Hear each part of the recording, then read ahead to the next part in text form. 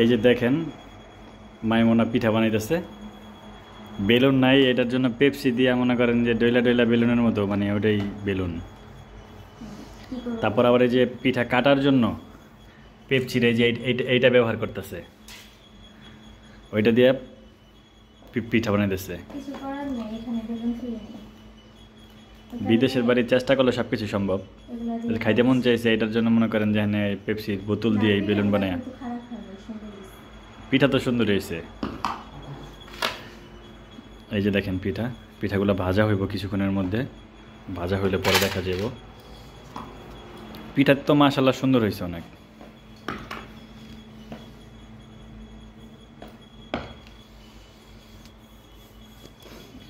এই যে দেখেন রুটি হইতেছে।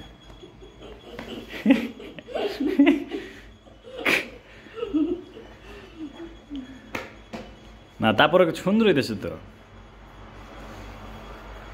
চেষ্টা থাকলে সব কিছু পসিবল। না যাদের বেলুন ফেরি নাই তারা পেপসির বোতল ব্যবহার করবেন, বাস। একটা হইলেই হয় ডলার মতো, বুঝেন নাই? যাতে হয় একটা পিঠা বানায় দেখাই দাও। দাও দাও একটা পিঠা বানাও। এই যে দেখেন পিঠাগুলো কত সুন্দর হয়েছে। হ্যাঁ একটা পিঠা বানায় দেখাও। হ্যাঁ না তারপরে ভালো হয়েছে। তোমার টেকনিক আমি তো অবাক। আমি তো মনে মনে ভাবতেছি যে আজকে কইছে পিঠা বানাইবে, আমি কীভাবে পিঠা বানাইব? বেলুন নাই, ফিরা নাই, কিছু নাই, ডলবো কীভাবে? তো কেমনে কী করবো?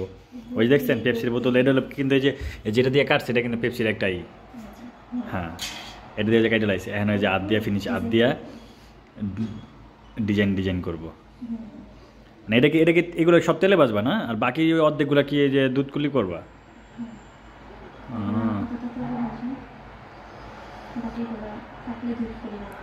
হ্যাঁ সবাই চলে আসেন, সবার দাওয়াত খাওয়ার জন্য।